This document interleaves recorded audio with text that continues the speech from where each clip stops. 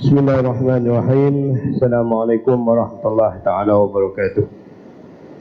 Alhamdulillah wassalatu wassalamu ala rasulillah wa ala alihi wa sahbihi wa man nasarahu wa walah. Rabbi syrah li sadri wa yassir li amri wahlul 'uqdatam min lisani yafqahu qawli. Terima kasih pada saudara Pak Acara Majlis, Yang Muhammad Datuk Dr. Ismail bin Saleh, si Kuasa Tetap Agama Bangunan Luar Bandar Kesihatan, yang berusaha sahabat saya Tuan Haji Zaid bin Ahmad di daerah Pendang, Syekh Wan Adas, pegawai agama daerah, Sahabat Fadilah Tuan Syekh Rabi, Ketua Penolong Pengarah Bahagian Masjid Jabatan Hal Ehwal Agama Islam, tuan-tuan ketua-ketua Jabatan Kerajaan Daerah Pendang, tuan-tuan Ashabul Fadilah, tuan-tuan Imam, tuan-tuan pegawai masjid, ahli jawatan qaryah, guru-guru kafa dan seterusnya lah, kaki tangan jabat daerah, jabat agama daerah dan juga agensi kerajaan di daerah Pendang, tuan-tuan dan perempuan, muslimin muslimat, hadirin hadirat yang hormati sekalian.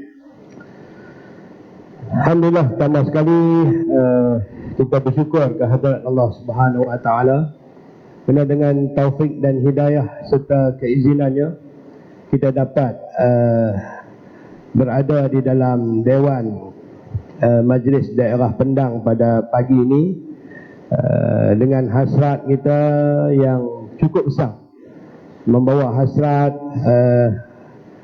yang diprogramkan oleh Allah Subhanahu Wa Taala.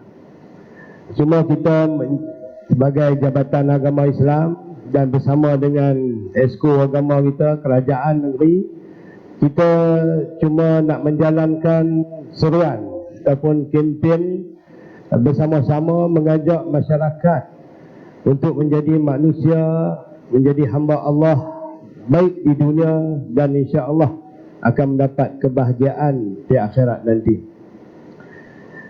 Datuk, tuan-tuan dan puan sekalian, kita sangat mengharapkan supaya negara kita ni aman, negara kita ini tidak berlaku kacau bilau, negara kita ni bahagia dan sebagainya.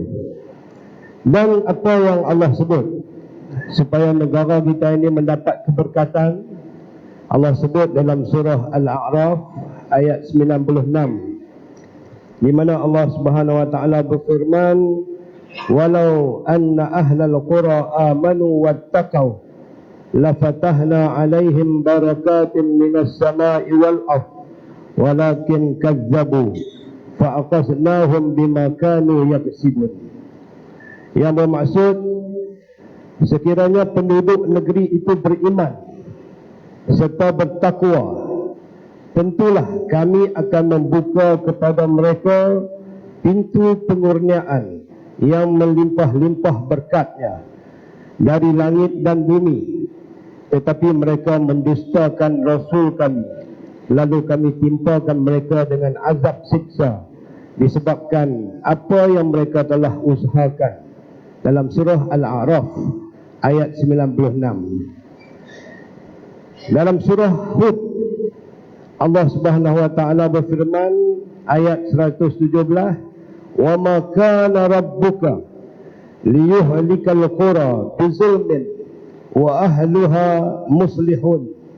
Yang bermaksud, dan Tuhanmu tidak sekali-kali hendak membinasakan mana-mana negeri dengan sebab kezaliman penduduknya, selagi mana mereka sentiasa memperbaiki keadaan sesama sendiri.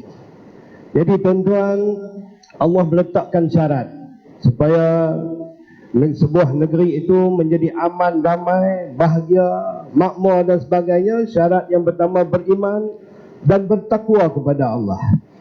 Dan dalam ayat dalam surah Hud, Allah kata kalau kalau mau negara, sesebuah negara itu menjadi negara yang baik, supaya azab tak turun, Allah kata hendaklah kita sentiasa memperbaiki diri kita masing-masing dalam sebuah negara ini.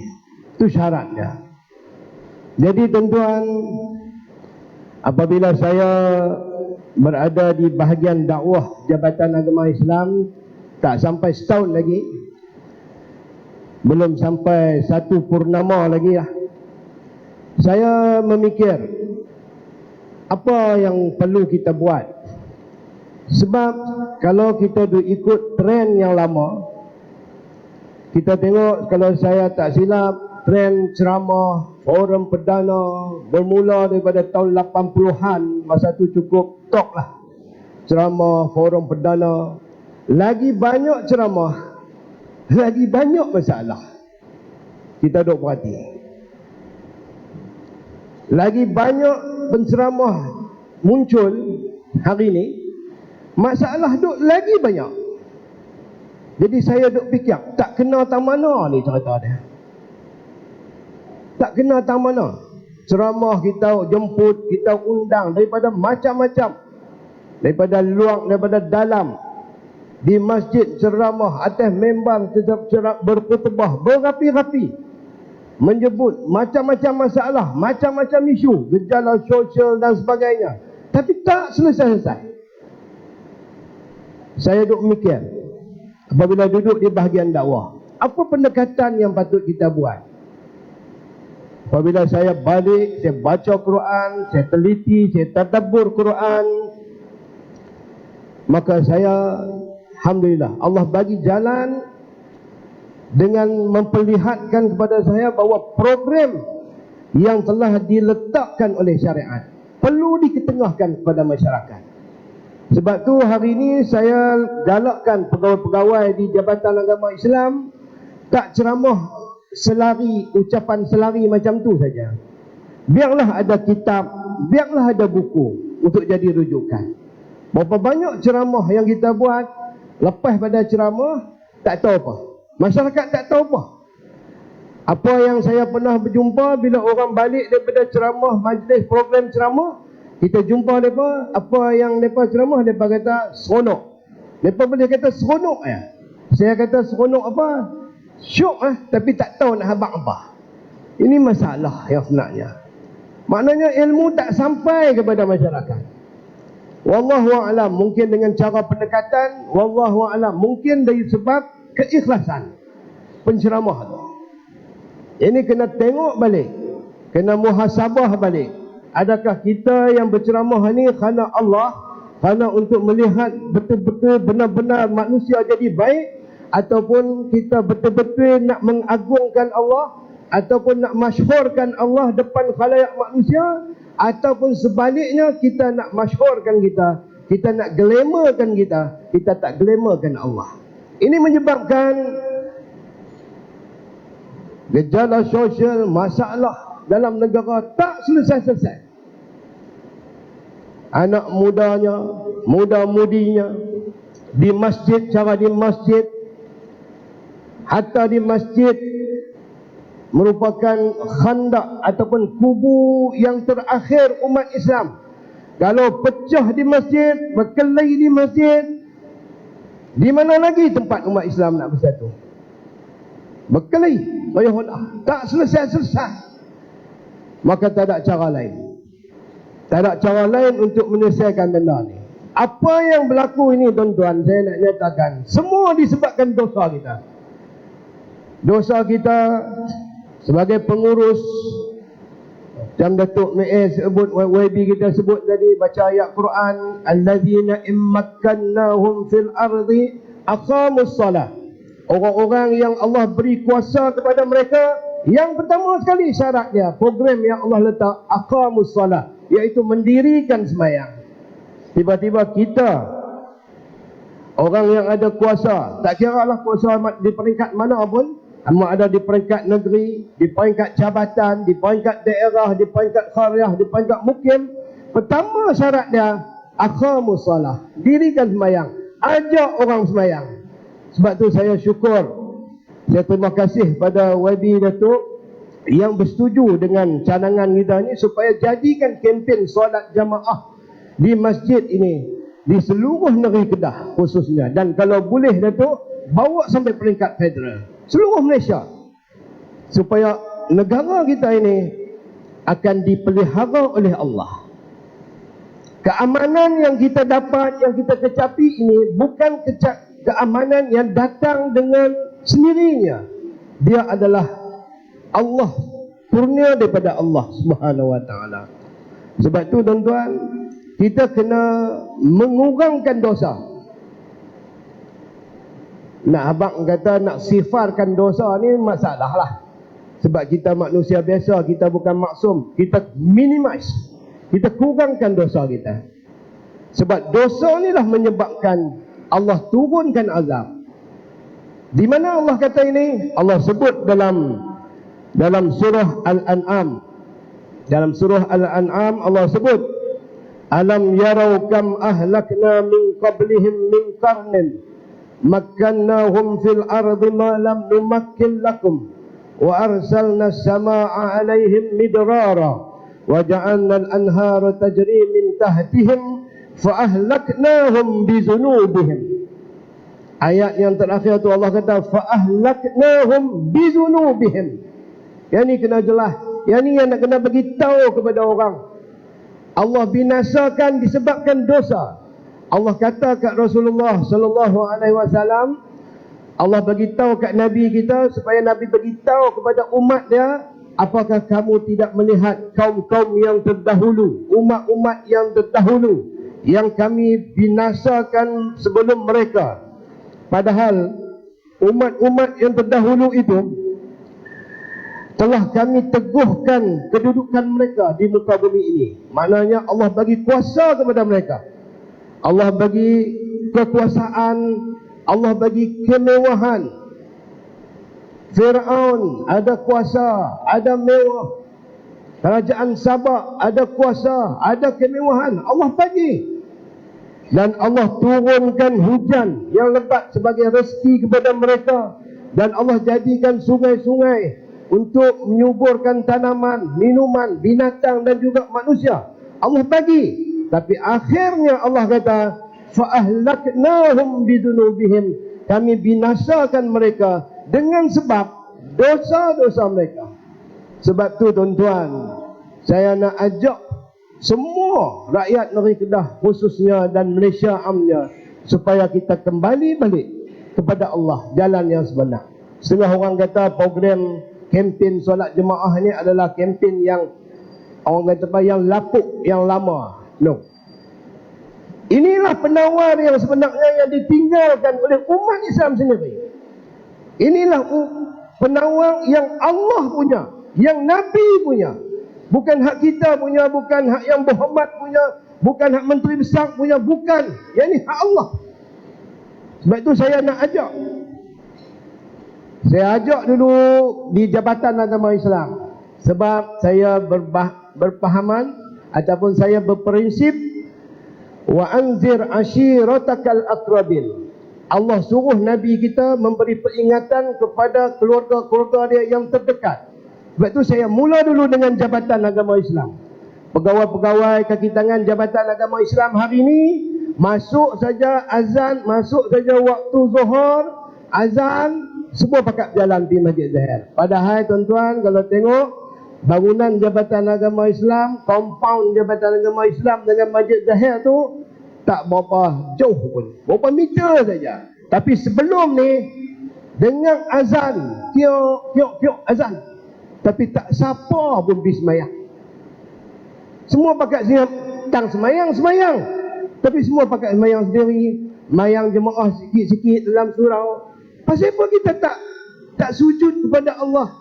Pasal apa kita tak pergi rumah Allah? Pasal apa?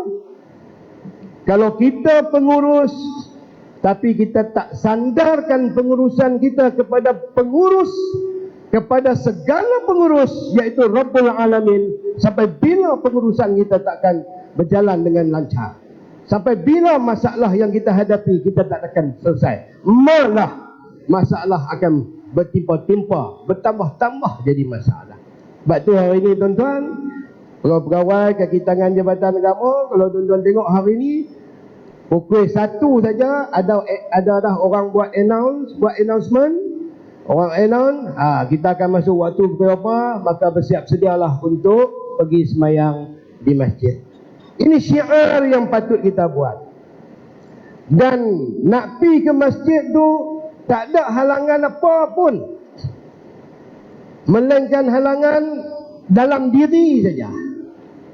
Mana ada dalam masjid, nak pergi masjid Zahir, nak pergi masjid dalam Pekan Pendang ada komunis? Tak ada. Mana ada nak pergi masjid Zahir, nak pergi masjid dalam Pekan Pendang ada remau singa duk berkeliaran? Tak ada. Yang ada adalah halangan diri sendiri.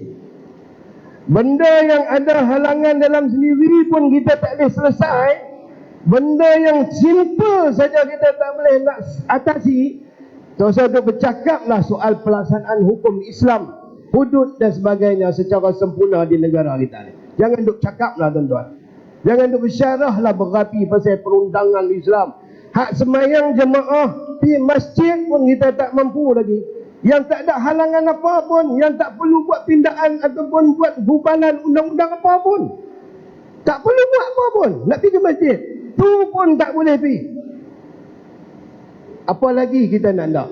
Sedangkan semayang ini adalah rukun yang kedua selepas syahadah, mengucap 2 kalimah syahadat.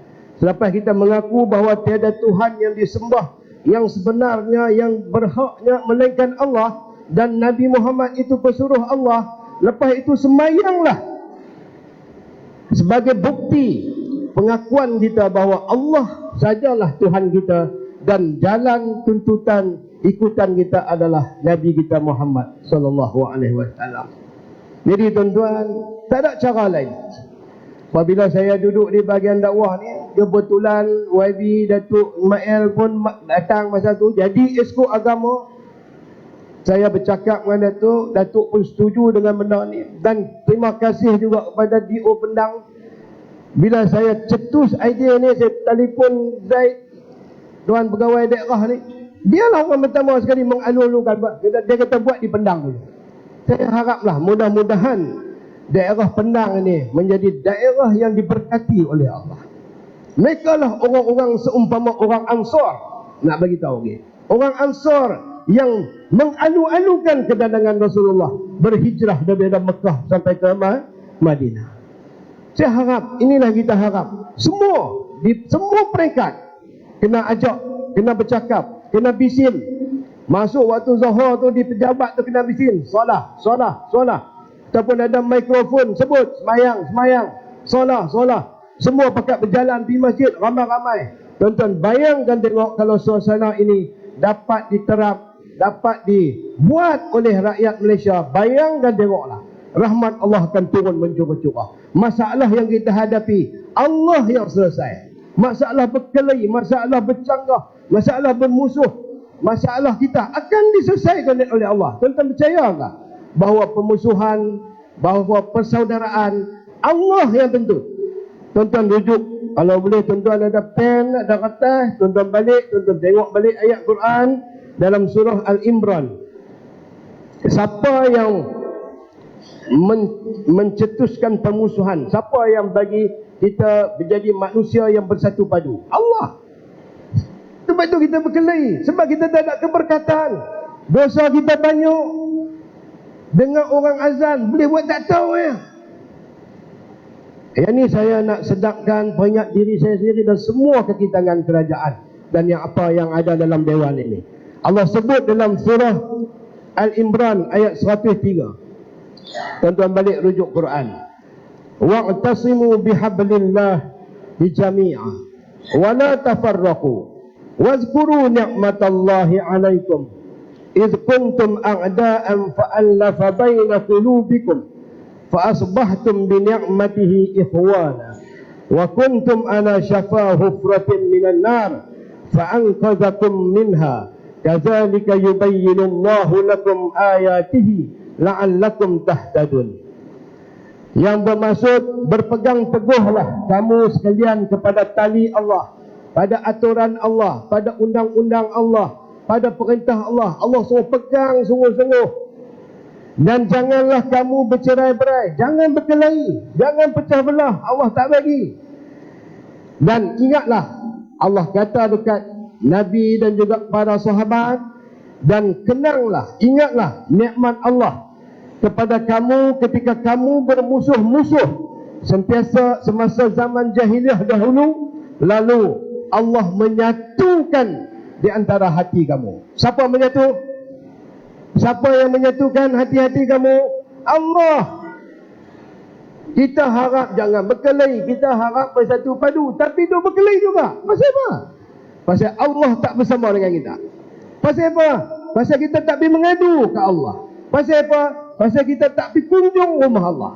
Allah marah kat kita. Allah bagi kita berkelahi sayuh rendah. Hari ini umat Melayu berkelahi memang hebat. Tuan-tuan pun tahu. Memang berkelahi orang Melayu. Pecah belah habis orang Islam. Pada itu adalah larangan daripada Allah Subhanahu Wa Taala. Dan jalan yang terbaik adalah kita kembali balik ke masjid, semayang bersama. Allah, insya-Allah, Allah akan hapus dosa kita dan Allah akan satukan kita. Banyak idea, banyak pakar motivasi, banyak bagi idea, bagi pandangan macam mana nak bersatu. Semua idea manusia. Tapi pasal apa tak ikut idea Allah? Pasal apa tak ikut program Allah? Ini yang kita kena kembali semula. Sebab itulah tuan-tuan, Imam Malik rahimahullah, Imam Malik, iaitu pelopor mazhab Maliki, dia pernah berkata, la yasluha akhiru hadhil ummah illa bima salaha bihi awwaluha. Maksud dia apa? Imam Malik ni tok guru Imam Syafi'i. Dia lebih tua daripada Imam Syafi'i, dia lebih awal. Tahun 100 Hijrah, lebih kurang macam tu. Awal lagi, zaman dia tu. Pada zaman dia pun dia dah kata dah. Dia kata tu pada zaman dia 100 Hijrah lebih kurang. Dia dah kata dah, umat akhir ini, umat kebelakangan ini, di zaman dia tu, tambahlah zaman kita. Umat yang terakhir ini, umat yang di kebelakangan ini tidak akan jadi baik melainkan mereka ikut umat yang terdahulu. Iaitu siapa dia umat yang terdahulu? Iaitu para sahabat, para tabi'in, para tabi'in dan mereka-mereka yang lain. Sahabat, orang yang sangat berkualiti. Masjid, kalau nak cerita bab masjid ni, sekali kita cerita dalam kitab ni. Dalam kitab kecil ni ada. Saya saja tak mula. Saya tak mau nak tulis panjang-panjang. Patutnya saya masuk juga benda ni dalam buku ni. Tapi dia ni kos. Sekali jadi mahal bajet dia. Kemudian sekali tujuan saya buat kitab ni, bentuk yang besar ni supaya senang dibawa pergi jalan merata-merata. Tok Imam nak tunggu giliran nak jumpa doktor di hospital, boleh baca. Duk tunggu bas, duk tunggu siapa-siapa, boleh baca. Tapi kalau saya nak masuk semua benda dalam ni jadi tebal dan takkan jadi besar. Kemudian dia kos pula, kerajaan kena tanggung. Yang ni pun saya cetak pun dalam 3,000 lebih kurang dalam 17,000. 12,000. Jadi saya cuba kurangkan kos. Jadi tuan-tuan, Imam Malik kata kalau umat akhir ini nak jadi baik, tak ada cara lain. Mereka kena ikut umat yang terdahulu, iaitu para sahabat Nabi radhiyallahu anhum wa ardah. Sahabat-sahabat Nabi buat macam mana? Mereka dengan masjid ni sentiasa. Lagi kita tengok. Jadi Allah yang menyatu padukan manusia. Kalau hari ini kita banyak keluh kesah, kita tengok masalah-masalah sosial, kita tengok anak-anak muda merempit, apa lagi tu hak duk bertengek kat supermarket, duk bertengek tu orang panggil apa tu, melepak, semua istilah-istilah tu kita kata semua, melepak, merempit, macam-macam. Kita banyak keluh kesah je. Apalah nak jadi, pok-pok mereka tak tahu ke. Lagi, dunia nak kemat lah ni bangsa lah. Dunia lah akhir zaman lah ni. Hatu ya. Tapi apa kita buat? Sebab itu saya nak ajak ni, orang-orang yang ada dalam dewan ni, saya yakin orang-orang ni semua baik-baik belakang lah. Nak ajak supaya jadi lebih baik.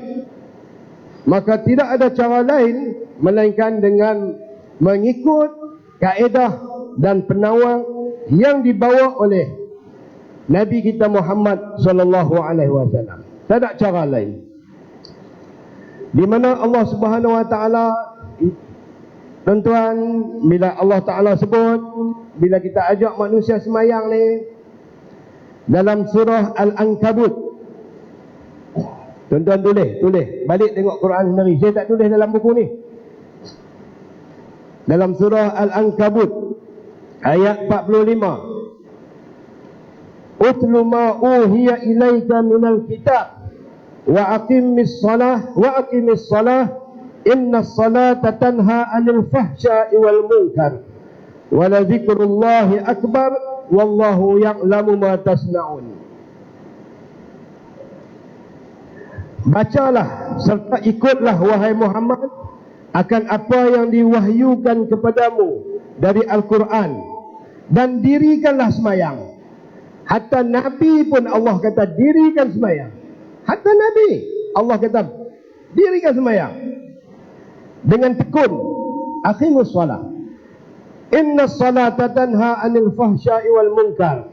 Sesungguhnya semayang itu dapat mencegah dari perbuatan yang keji dan perbuatan yang mungkar. Sebab tu tuan-tuan, nak ajak orang supaya tak buat benda-benda yang keji, tak buat benda-benda yang mungkar, ajak orang semayang. Kita kadang-kadang kita silap. Kita nak perbaik orang tu, kita teguh pi kat dia. Teguh pi masalah dia. Itu masalah dia. Kadang-kadang dia marah. Kita ajak pergi kot lain. Kita swing ke pergi kot lain. Itu cara dia. Allah ajak kita supaya nak cegah mungkar, nak cegah supaya tak ada benda-benda perbuatan yang keji di dalam masyarakat kita. Ajak orang semayang. Ayat Al-Baqarah ayat 45. Allah sebut lagi, wasta'inu bis sabri was salah wa innaha lakabiratun illa 'alal khashi'in. Dan mintalah pertolongan. Allah kata minta tolong kepada Allah dengan jalan sabar dan mengerjakan semayang. Wasta'inu bis sabri. Allah kata minta tolong ke aku dengan cara sabar, hamba sabar, dan solah dan semayang.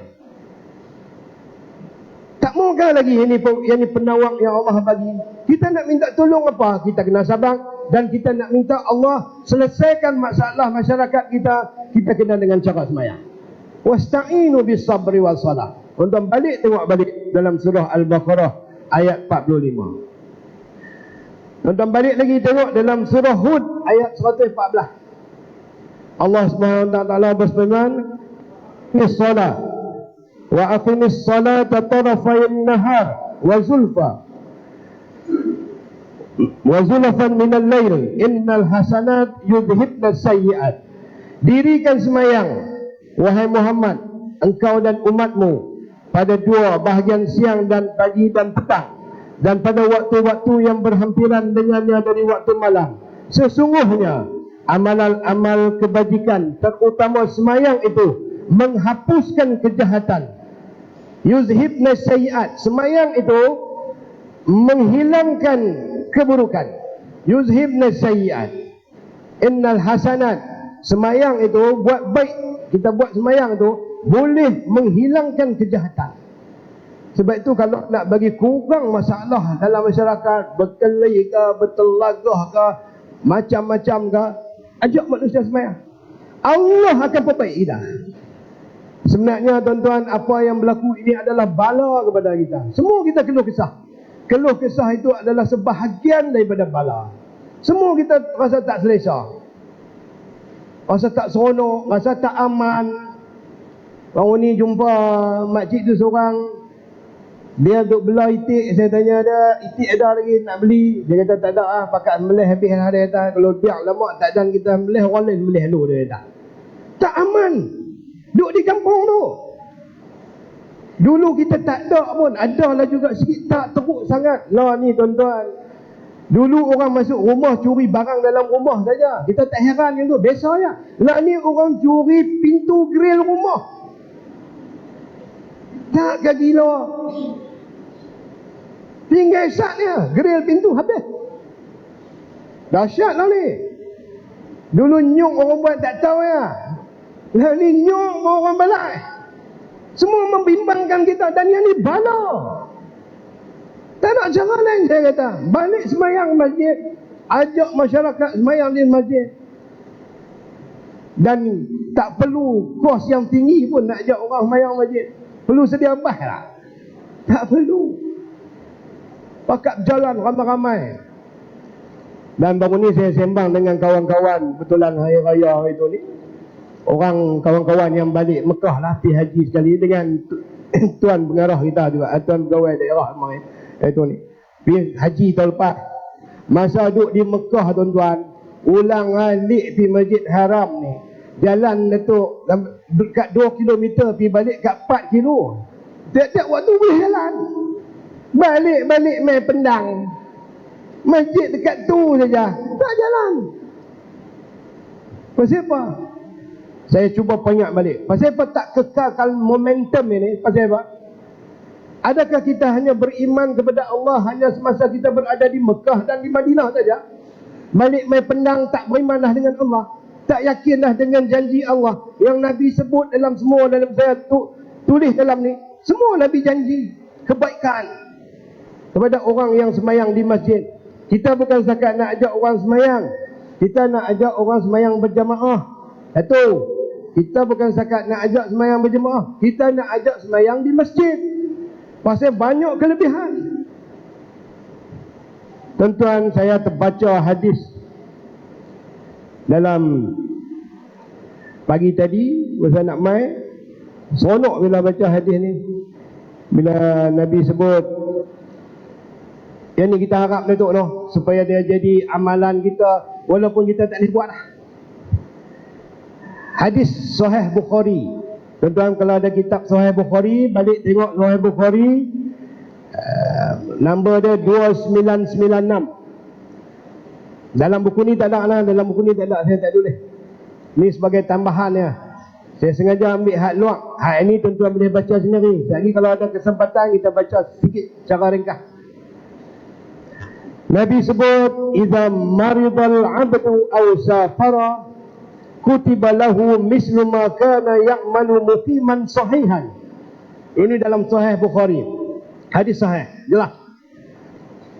Jika seseorang hamba sakit atau melakukan perjalanan jauh, iaitu dia musafir, maka dicatat pahala kepadanya sebagaimana kebiasaan ketika dia sihat ataupun ketika dia bermukim, dia tak musafir. Bayang pun tengok tuan-tuan. Lah ni kita masih sihat, kita sentiasa jalan pergi ke masjid, masuk waktu dengar azan pergi masjid, sentiasa kita duk buat benda baik. Tiba-tiba mai satu hari, na'udzubillah, kita minta Allah bagi kesihatan yang baik kepada kita, tiba-tiba satu hari Allah takdirkan kita stroke, tak ada jalan, lumpuh bertahun-tahun. Allah tetap bagi pahala macam mana kita duduk jalan masa kita sihat. Subhanallah. Sebab tu saya mai ke Pendang ni juga, dan saya akan pergi ke daerah YB pun akan bersama dengan kita. Saya harap itu supaya tuan-tuan buat pahala sampai kat kami. Dan tuan pegawai daerah, saya kata, tuan pegawai daerah tanya saya nak apa? Saya kata saya tak mau apa. Saya nak Tuan DO sedia dewan, sedia orang, sedia mikrofon, sedia yang sejuk, cukup. Saya tak minta apa. Saya nak seorang pun cukup dah. Li'an yahdiyallahu bika rajulan wahidan khairun min humrin na'am. Nabi kata, kalau dengan sebab seorang saja mendapat petunjuk kerana kita, maka Nabi kata lebih baik daripada kita mendapat unta yang kepala dia merah. Tahu unta kepala merah? Unta kepala merah iaitu zaman Nabi dulu ada sejenis unta kepala dia merah, dan unta itu sangat mahal, bernilai pada waktu itu. Kenderaan yang sangat mahal pada masa itu unta yang kepala dia merah. Seorang saja yang dengar cakap dia pergi ke masjid, ulang alik, sekarang cukup saya dapat pahala. Lebih, Datuk, kita dapat pahala tu sampai mati. Dan tuan-tuan pun kalau nak dapat pahala berpanjangan, hari-hari pergi masjid, duk siap pergi. Tiba-tiba satu hari kita sakit, tak boleh pergi, Allah tetap kira pahala kepada kita. Subhanallah, Maha Suci Allah, Ar-Rahmanir Rahim, yang kita duk baca dalam surah Fatihah. Tiap-tiap kali semayang, tiap-tiap kali rakaat kita baca Ar-Rahmanir Rahim. Allah rahmat dia tinggi, luas rahmat dia, Allah bagi pada kita. Kita harap benda-benda itu berlaku. Jadi tuan-tuan, itu mukaddimah saya. Saya nak beritahu bahawa tujuan apa dia signifikan. Pasal apa kita ajak orang semayang jemaah di masjid? Inilah sebabnya. Untuk mengetahui kelebihan dan beberapa adab, tata cara mayang di masjid, macam mana nak buat supaya kita dapat pahala berganda-ganda, supaya kita ikut Rasulullah, macam mana Rasulullah buat apa di masjid. Yang ni saya susun dalam kitab kecil ni, supaya tuan-tuan jadi pedoman, supaya jadi motivasi, semangat kita nak pergi masjid. Pasal apa? Yang ni tujuan dia. Dan kita kena ingat, di antara signifikan lagi, di antara pasal apa kita ajak orang semayang di masjid dan sebagainya, sebab semayang ini Nabi SAW sebut, inna awwala ma yuhasabu bihi al-'abdu yawmal qiyamah min amalihi salatuhu. Nabi kata amalan yang pertama yang akan dihisapkan di padang mahsyar esok, hari kiamat esok, daripada amalan seorang hamba adalah semayang. Dan Nabi kata kalau semayang dia baik, semayang dia clear, maka hak lain akan clear, perkara lain akan berjaya, dia akan bahagia. Sebab itulah kalau di akhirat pun Nabi kata lagu tu, amalan yang pertama dihisap oleh Allah adalah sembahyang.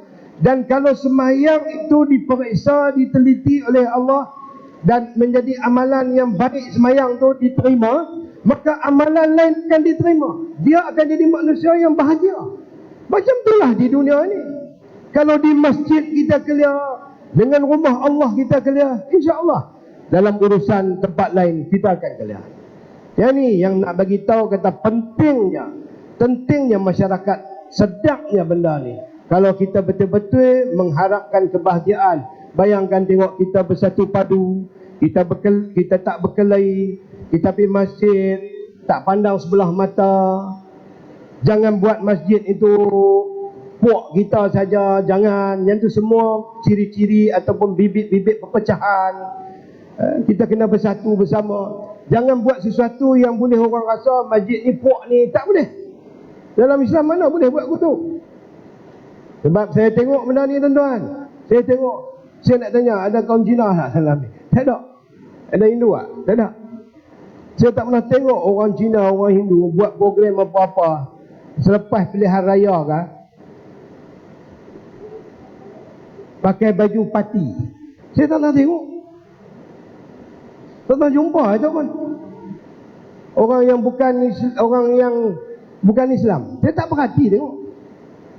Mereka buat program apa-apa saja pakai baju, seorang dua tu pakai baju parti, betul lah. Tapi tuan-tuan di masjid berlaku tuan-tuan. Saya tengok dengan mata kepala sendiri dan saya tangkap gambar tuan-tuan. Nak buat sembelih korban pakai baju parti. Ini punca semua ni tuan-tuan. Memang warna tak jadi masalah kalau orang tu memang educated. Warna tak jadi masalah. Biru kah dia tu, hijau kah, lagi apa dia tahu. Oren kah. Kalau orang rasional, orang educated ni tak ada masalah. Tetapi kalau kita boleh mendatangkan fitnah, pegawai masjid jangan buat. Kalau boleh mendatangkan fitnah, orang masyarakat anak Korea tengok boleh faham macam lain, jangan buat, tinggal. Sebab Nabi pesan benda ni, lubsus syuhrah, pakaian yang boleh menonjol. Contoh, dalam dewan ni, saya pakai baju ni biasalah. Ada orang pakai macam biasalah. Tok Imam pakai baju syuk Melayu, pakai jubah, biasa je tu. Tak pelik. Tiba-tiba mai seorang dia pakai baju pelik. Pakai pelik kemudian warna pula, warna merah terang. Jadi semua orang pakai tengok dia lah. Nabi tak bagi.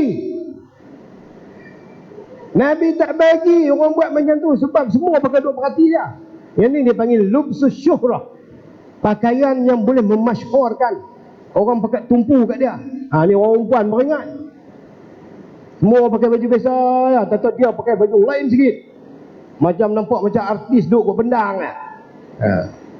Tak boleh. Memang harus pakai pakaian apa pun. Tapi harus itu terikat. Macam pergi masjid misalnya. Pergi masjid. Kita kat kampung pergi masjid pakai kain pelikat, baju turut belanga, pakai baju jubah, pakai baju biasa ya. Tiba-tiba orang tu pergi pakai jubah hari tu, tapi jubah kala merah. Serban pula punya tinggi kala apa? Kala biru misalnya. Asalnya pakaian tu harus lah. Asal dia harus. Tapi hang buat macam tu lagi. Semua orang pakai duk perhati hang. Jadi Nabi kata yang ni lubsus syuhrah. Pakaian yang boleh menonjolkan kita. Nabi tak bagi. Tambahlah di masjid, tiba-tiba duk pakai pakaian parti, duk pakai pakaian la ilaha illallah. Parti lain tengok, puak depa buat kerja, bedi kat depa. Semua tu punca berkelahi nak bang ni. Semua tu punca pecah belah. Ada pula nak sembelih korban geng kita pakai baju satu colour, tulis belakang pula parti mana. Masya-Allah. Ada satu sebab dia jumpa, dia pergi masjid, tengok mereka duk gotong royong cuci kubur. Kita pun teringin kalau boleh nak sumbang, nak bagi saham juga, nak pergilah cuci-cuci. Tengok semua pakai baju satu colour. Dan colour tu colour parti. Orang parti lain tak merah. Sebab tu jangan guna benda-benda yang boleh memecah belahkan masyarakat. Tang parti-parti lah. Saya tak mau bercakap soal tu. Tapi perpaduan umat Islam nak kena jaga. Apa saja benda yang boleh membawa kepada perpecahan, elakkan. Walaupun asalnya hukum dia harus. Itu cerita dia. Ini kena ingat. Jadi tuan-tuan, kalau kita balik kepada semayang ni, jamaah ni di masjid, bagaimana Nabi SAW sangat menggalakkan semayang di masjid. Terutamanya orang lelaki. Orang lelaki ni di sunat muakkad. Dalam mazhab Syafi'i kita sunat muakkad. Sunat yang sangat dituntut. Jangan duk faham dah sunat ni buat tak apa. Buat dapat pahala, tinggal tak berdosa. Sunat muakkad, sunat yang sangat dituntut. Imam Syafi'i pun kata macam tu, mazhab dia pun kata macam tu. Tapi agak-agak Imam Syafi'i walaupun dia kata sunat muakkad, agak-agak Imam Syafi'i nak tinggal tak semayang di masjid nanti. Imam Syafi'i tak tinggal semayang di masjid walaupun dia kata sunat muakkad. Ada mazhab lain wajib semayang di masjid. Ada mazhab lain wajib semayang di masjid. Orang perempuan di afdal semayang di rumah. Tapi kalau dia nak pergi masjid, boleh. Tapi dengan syarat tak ada berlaku fitnah. Tak ada lah orang nak tengok dia pelik pakaian dia sagi. Tak ada mula nak ganggu orang. Orang nak pergi masjid jadi kot lain, pergi kubur terus. Orang perempuan boleh. Orang perempuan kalau tengok nak berjalan daripada pejabat nak pergi masjid, kalau tengok tak benda yang okey, aman, tak berlaku fitnah apa, boleh pergi kalau nak pergi. Tapi kalau lebih baik, afdal dia sembahyang di pejabat. Kalau boleh di pejabat ada surau, sembahyang di surau. Untuk orang perempuan. Tapi orang lelaki-lelaki sangat dituntut sembahyang di masjid. Orang lelaki-lelaki. Kemudian orang perempuan ni kena cerdik lagi. Hukum. Kena pandai. Kalau lah pergi masjid, tiba-tiba orang lelaki-lelaki penuh sampai tak ada tempat dah. Jangan duk gagah pi. Orang perempuan tak dituntut. Balik main di rumah. Jangan duk gagah pi. Ni dok dia pun nak pi. Sampai orang lelaki-lelaki pun kena balik. Dah lah mereka di menikah dah. Jangan buat begitu. Tu kita kena pandai, kena tahu cara dia. Jadi tuan-tuan, pasal apa Nabi, pasal apa kita kata sembahyang di masjid ni penting? Pasal dalam hadis Nabi, tuan-tuan buka muka surat.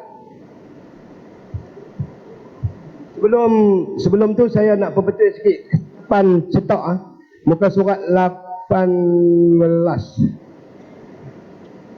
Surat apa?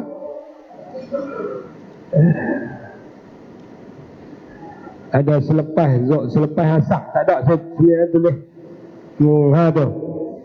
Muka surat 18 di perenggan yang terakhir tu, berhubung solat sunat sebelum dan selepas zuhur serta selepas asak. Bukan selepas asak, sebelum asak.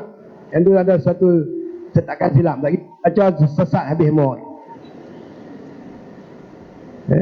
Sebelum asak.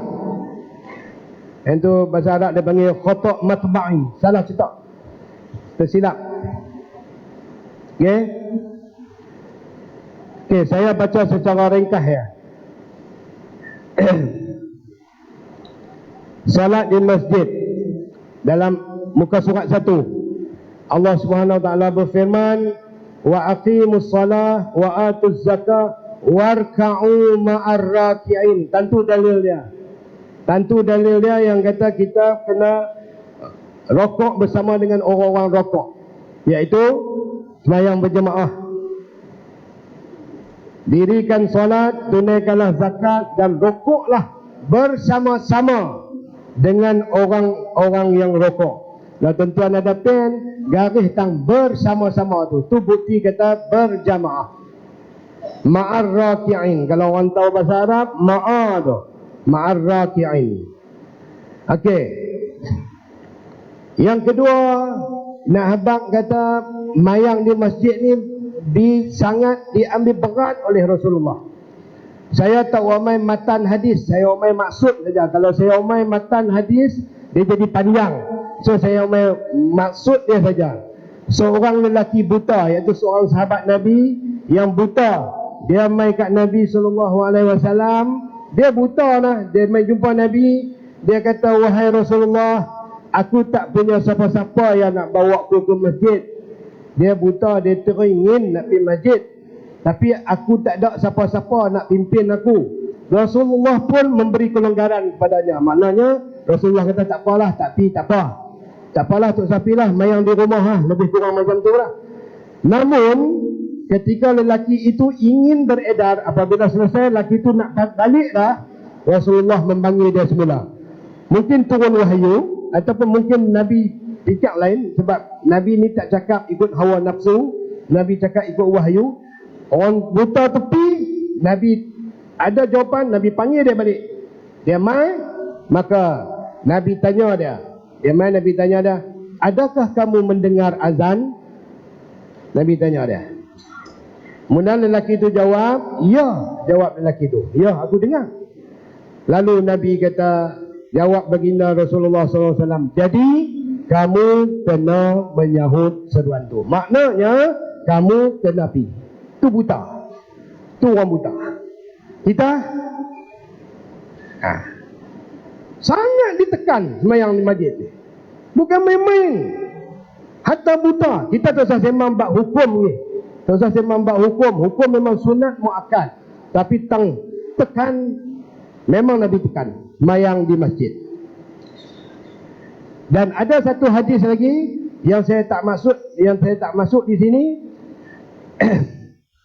Mana Nabi SAW dalam satu hadis, Ummi Maktum, iaitu muazzin Rasulullah, dia berkata, wahai Rasulullah, dia habaq kepada Rasulullah, sesungguhnya di Madinah banyak terdapat singa dan binatang buah.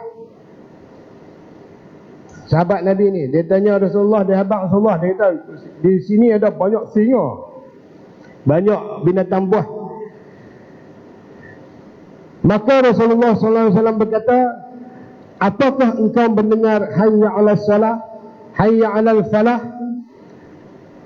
Maka sahabat tu kata ya. Maka Nabi kata, pi mayang jemaah. Tu singa. Saya nak tanya, kok pedang ni ada tak singa duk melawak? Ada remor tak? Tak ada. Jabatan agama nak lintas di Masjid Zahir tu tak ada apa kecuali nak lalu jalan tu ya. Panjang sikit. Kena pi. Ini tekanan yang Nabi suruh. Semua kena pi. Kena pi jalan. Tuan-tuan, muka surat. Tadi tengok muka surat 1. Tuan tengok muka surat. Lepas pada tu hadis tu panjang. Hadis tu panjang. Man sarrahu an yalqallaha ta'ala ghadan musliman falyuhafiz ala haula'i salawat. Tuan-tuan, muka surat 3. Maksud hadis, saya baca maksud hadis ya. Tuan-tuan, muka surat 3, perenggan yang kedua sebelum akhir. Itu maksud hadis.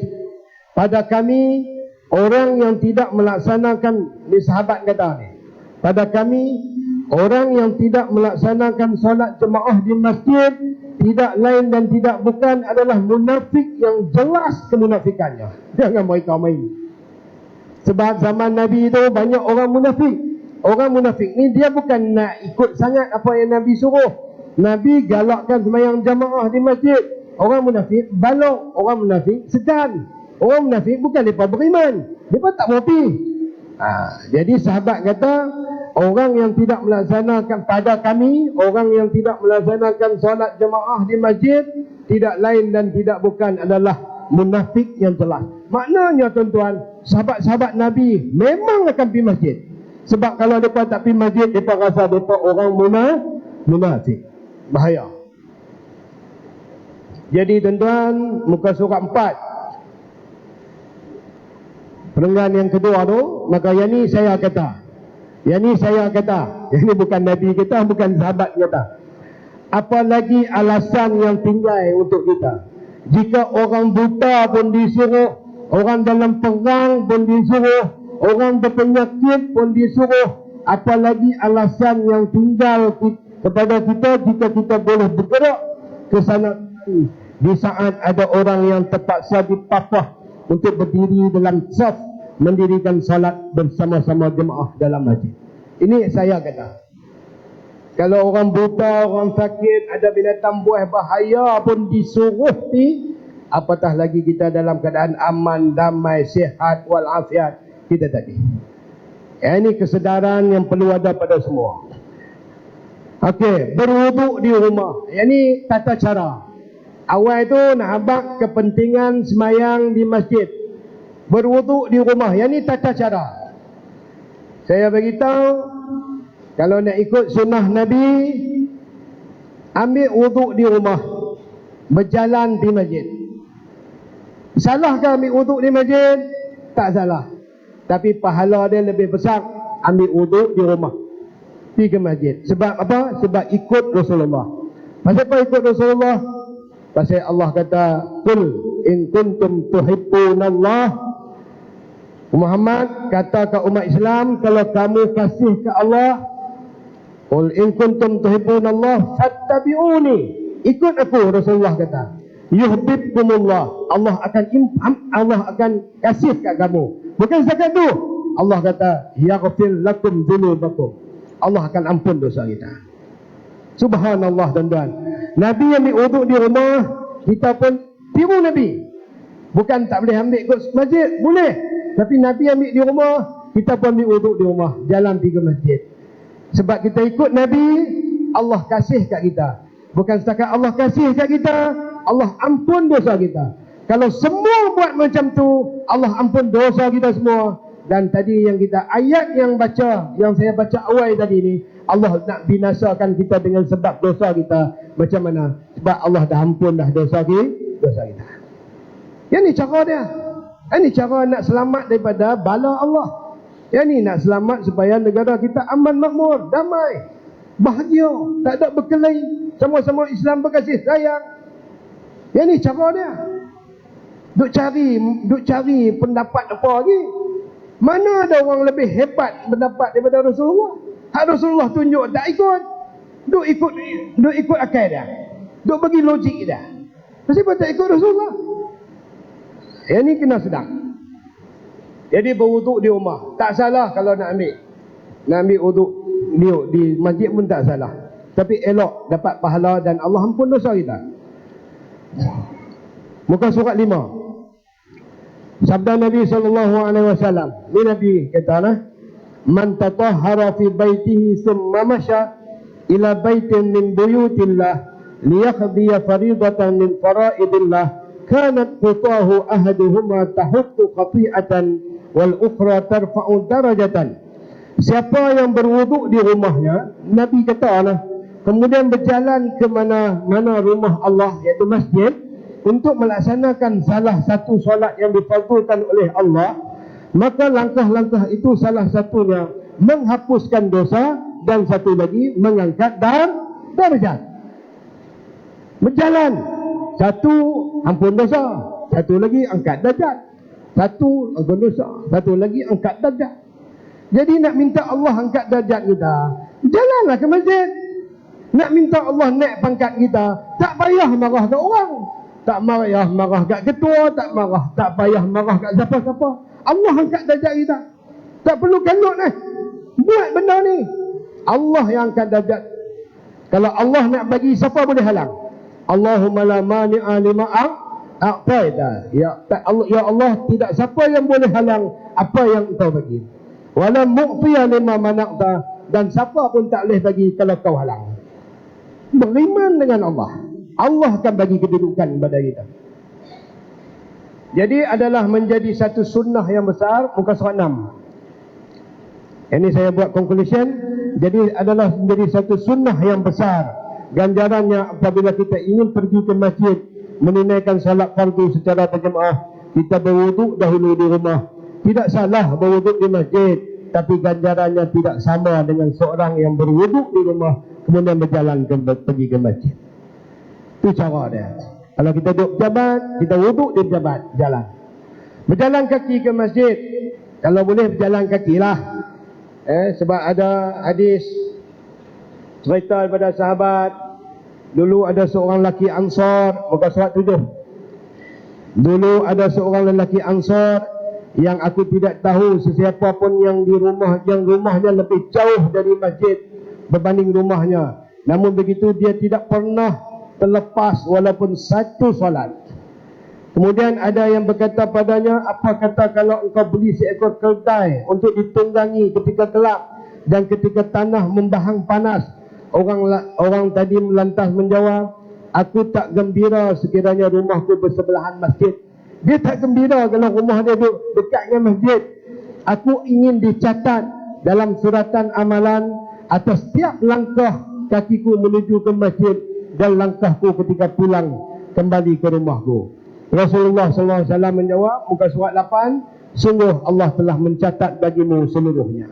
Jadi mana tuan-tuan, rumah jauh pada masjid bukan halangan. Lagi jauh, lagi banyak ganjaran. Jangan kita kata, hang tak apalah, rumah duduk dekat dengan masjid, tak apalah, kami jauh, tak ada alasan. Hang lagi jauh, lagi banyak ganjaran yang Allah sediakan. Ini hadis-hadis Nabi. Dan kita memang dah dengar lama dah, tapi nak tengok betul-betul ini Nabi kata ni. Ya tuan-tuan ya. Kemudian tuan-tuan terus muka surat 11. Ini kelebihan. Pasal apa dia untuk suruh pergi masjid ni, pasal apa? Honok suka ke? Dah. Ni janji Nabi, janji Allah. Allah tak pernah mungkir janji. Menanti solat di dalam masjid, kelebihannya. Dalam Sahih Bukhari, dalam Imam Bukhari mencatatkan satu bab, iaitu duduk di masjid dan menunggu waktu semayang. Dalam satu hadis, al-malaikatu tusalli ala ahadikum madama fi musallahu alladhi salla fihi ma lam yuhdith taqulu Allahumma ighfir lahu Allahumma arhamhu. Saya terus baca makna dia. Malaikat mendoakan untuk orang yang kekal berada di tempat semayangnya selagi ia tidak berhadas. Maknanya kita pergi masjid, kita jaga yang semayang kita, duduk dalam masjid, malaikat sentiasa mendoakan kepada orang tu. Apa kata malaikat? Apa doa malaikat kat kita? Malaikat kata, Ya Allah, Allahumma ghafir lahu. Ya Allah, ampunlah dosa dia. Tuan-tuan, kalau Allah ampun dosa kita, malaikat doa ni habis lah. Kita kalau ada tok guru kat kampung ni, Pendang ni ada banyak pondok kan. Kalau tok guru pondok doa kat kita pun kita rasa syok lah. Ni malaikat doa. Malaikat ni tak ada dosa. Malaikat ni tak pernah ingkar perintah Allah. Malaikat yang sentiasa taat kepada perintah Allah. Makhluk Allah yang tak ada dosa ni minta ke Allah, Ya Allah ampunkan dosa kita. Subhanallah. Mana wali yang lebih besar nak tanya? Mana tok guru yang lebih besar? Makhluk Allah yang tak ada dosa doa kepada kita ketika kita tunggu semayang dalam masjid. Bayangkan tengok, jika kita pergi, Allah ampun dosa yang berhormat, Allah ampun dosa DO, Allah ampun dosa pegawai agama, Allah ampun dosa ketua dakwah, Allah ampun dosa imam-imam, Allah ampun dosa semua kita. Bayangkan tengok, Allah akan turun rahmat. Bila dosa terangkat, rahmat berkat Allah akan turun. Inilah cara dia nak meraih keberkatan. Inilah cara dia. Duk cari formula apa lagi? Duk merapu dah. Banyak lagi Quran kita tak tahu, banyak lagi hadis kita tak baca. Tiba-tiba duk jemput penceramah duk menyanyi lagu Hindustan. Tiba-tiba jemput penceramah duk menyanyi lagu P. Ramlee. Tuan-tuan syok lah. Sedap. Tapi mendengar hadis, mendengar Allah kata, mendengar Nabi kata. Tuan-tuan cuba habaq mana saya sebut P. Ramlee kata. Saya tak sebut, Allah kata. Saya sebut Nabi kata. Ini yang kena ajak kepada masyarakat. Ini yang saya rasa lama dah yang saya kena bagi tahu. 80-an lagi ceramah duk sebut buat lawak macam-macam. Mana ada saya buat lawak apa? Tak ada lawak apa. Cakap hak betul-betul. Serius ajak orang perkenalkan Allah, agungkan Allah. Bukan kata habaq orang kata kita agung. Kita ajak sama-sama semua agungkan Allah. Sebut ayat Allah depan manusia, sebut kataan Nabi kepada depan manusia, supaya Allah diagungkan, Nabi dicintai. Itu yang sepatutnya. Ni menyanyi lagu Ya Hanana, Ya Hanana, kata sayangkan Nabi, tapi tak buat apa benda ni. Ini yang kita silap. Sebab tu lagi banyak kita buat kerja tak bertepatan dengan syariat Allah, tak bertepatan dengan apa yang dibawa Nabi. Sampai bila tak ada penyelesaian, malah akan bertambah masalah pada kita. Tuan-tuan, yang ni sambung letak sikit ya. Menanti solat di masjid, sebut dah. Terus tuan-tuan balik baca dengan detail. Muka surat 13. Pergi awal ke masjid seorang tabi'in, nama dia Sa'id bin Al-Musayyab, menantu Abu Hurairah. Sa'id bin Musayyab kalau tak silap saya ni. Dia kata apa? Sudah 30 tahun berlalu, azan tidak dilaungkan, melainkan aku telah pun berada di dalam masjid. Sa'id bin Musayyab kata, sebelum azan di 30 tahun aku buat kerja ni, azan tak dikemandangkan lagi, aku duduk dalam masjid lah. 30 tahun. Itu dia orang dulu. Sebab tu tuan-tuan, mereka dapat kejayaan. Sebab tu Allah tolong mereka. Sebab mereka buat apa yang Allah suruh, mereka buat apa yang Nabi suruh buat.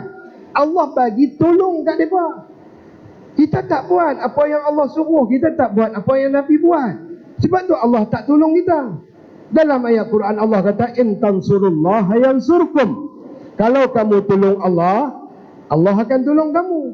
Tapi kita tak tolong Allah. Kita tak pergi masjid.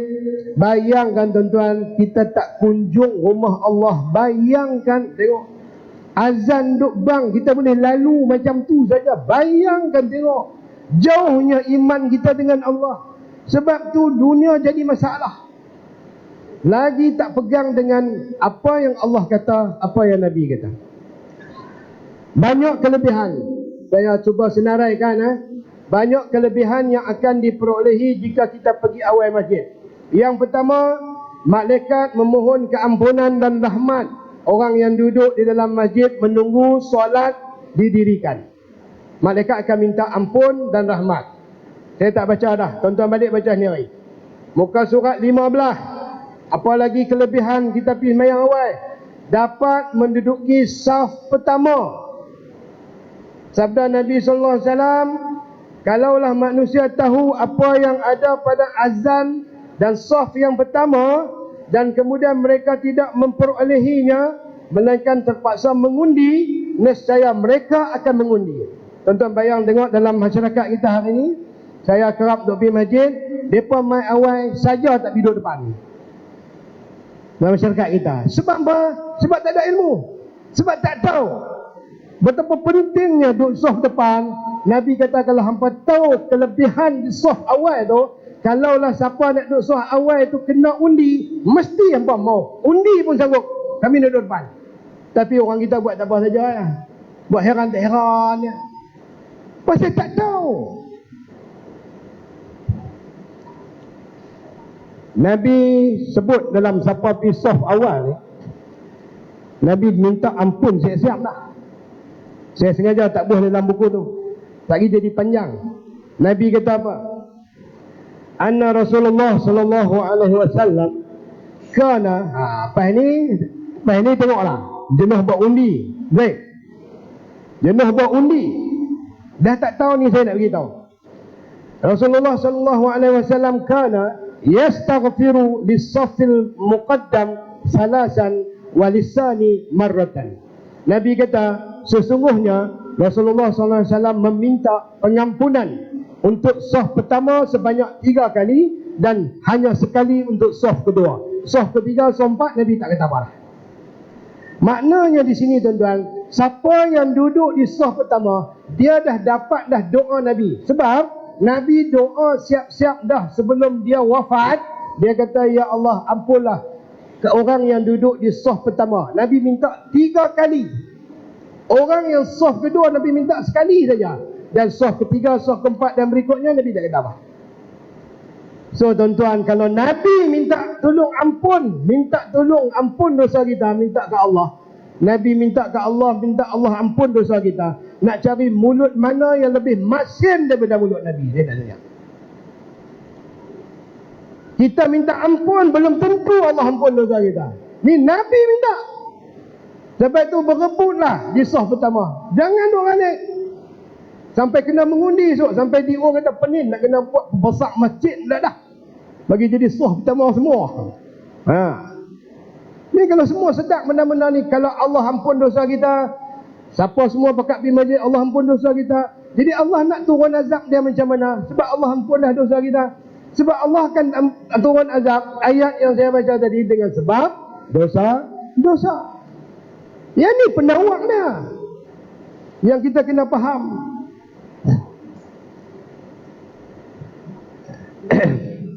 Jadi tuan-tuan, ni di saf pertama ke surat 15 dapat menduduki saf pertama sebab ada kelebihan yang hebat di situ. Yang ketiga, sempat mengangkat takbir yang pertama. Siapa yang mendirikan solat kerana Allah selama 40 hari secara berjamaah, sempat bersama-sama imam mengangkat takbir yang pertama, maka ditulis baginya 2 kelepasan. Yang pertama, lepas dari api neraka, dan kedua, lepas daripada penyakit nifak, munafik. 40 hari. Bayang berjemaah, tu imam takbir ya, Allahu Akbar, kita pun Allahu Akbar. 40 hari dia terlepas daripada api neraka. Ni Nabi kata. Tapi kita pulun, saya ingat lagi orang di Mekah ni, dia pulun 40 hari di mana? 40 waktu di mana? Di Masjid Nabawi saja. Sedangkan hadis tu adalah hadis dhaif. Yang ni hadis sahih. Dia bukan setakat di Masjid Nabawi, masjid mana pun. Dan ni orang salah faham. Sebab tu dia puluh di Masjid Nabawi ya. Main Masjid Penang dia buat tak apa saja. Tak kena. Hak kata di Masjid Nabawi itu hadis dhaif. Hadis dhaif ya. Yang ni hadis sahih. 40 hari. Lepas daripada api neraka dan jauh daripada penyakit nifak. Bukan surat 16. Dapat kesempatan berdoa pada waktu antara azan dan iqamah. Nabi kata doa pada waktu di antara azan dan iqamah tidak akan ditolak.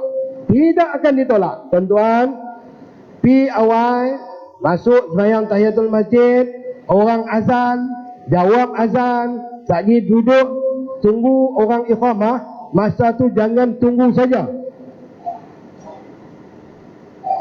Jangan tunggu saja. Gunalah kesempatan tu untuk doa ke Allah. Sebab Rasulullah SAW kata doa pada waktu di antara azan dan iqamah tidak akan ditolak. Bayangkan tuan-tuan. Ya Allah, aku duk kerja pejabat daerah. Ya Allah, aku kerja teruk lah apa semua. Tapi perangai lelaki aku rupa ngapa lagi. Ya Allah, hang tolonglah betul dia. Ya Allah, minta ke Allah. Ya Allah, ketua aku lah. Aku penat dengan perangai ini. Minta ke Allah. Jangan duk mengadu kat manusia. Rayuh rendah ya. Ya Allah, kerajaan tak apa nak elok. Ya Allah, betul lah mereka bagi elok. Lagi bagus daripada duk hingat ke orang. Daripada duk naik khutbah Jumaat, khatib atas mimbar duk hantam orang. Sebab tu Islam tak menang. Sebab tak ikut Quran. Doa tu penting. Baca doa. Ya Allah, bagilah hidayah pada pemimpin kami. Ya Allah, bagilah Tuanku Sultan sihat. Bagilah taufik dan hidayah pada dia. Daripada kita duk hingar. Tapi Masya Allah tuan-tuan, orang yang tak ada ilmu ni tuan-tuan, lepas-lepas semayang tu sementara nak tunggu iqamat, dia semayang, dia sembang. Sembang bak kenuri. Mahang kenuri bila? Ada hari tu aku lupa. Sembang bak kenuri. Nah, benda ni saya tengok sendiri. Saya tak apa lagi. Sementara nak tunggu sembahyang tak apa lagi. Ni masa orang iqamah dah, masa duk berbetul soh belah ni, nak menghadap Tuhan dah, dia boleh sembang lagi tajuk kenuri rumah kawan dia bila. Ni nak menghadap Tuhan dah ni. Subhanallah. Tak ada ilmu. Tak ada ilmu. Sebab tu kena ada ilmu. Sebab tu Nabi sangat tekan bab ilmu. Quran pun turun Iqra, ayat yang bagi signal kepada seluruh umat Islam. Kena ada ilmu, baru boleh buat. Yang kelima, selain daripada itu, kita dapat melaksanakan sunat-sunat rawatib qabliyah. Kalau kita pergi awal. Yang ni saya tak mau panjang lah. Yang ni ada khilaf ulama' juga, tapi khilaf tu tak jadi masalah apa. Jangan duk keli pasal khilaf ulama'. Dan semayang rawatib yang paling baik ni adalah rawatib semayang subuh. Bukan surat 17. Kita baca bukan surat 17. Rawatib subuh tu, iaitu semayang sunat 2 rakaat qabliyah sebelum semayang fardu subuh. Nabi kata apa? 2 rakaat, rakaatul fajri khairun minad dunya wa ma fiha. Siapa yang boleh buat semayang sunat qabliyah, semayang subuh 2 rakaat fajar, lebih baik daripada dunia dan isinya. Bayangkan tengok. Saya tanya, mana dalam dunia ni yang paling berharga? Nak tanya, mana dalam dunia ni yang paling berharga? Kalau kita kata itu kereta ni paling bahagia, nak abang ni bayang sunat subuh 2 rakaat tu paling hebat daripada tu lagi. Sebab tu usaha jangan tinggal solat sunat subuh 2 rakaat tu. Okey. Baik, tuan-tuan boleh balik baca di rumah sendiri. Yang lain buka surat 20.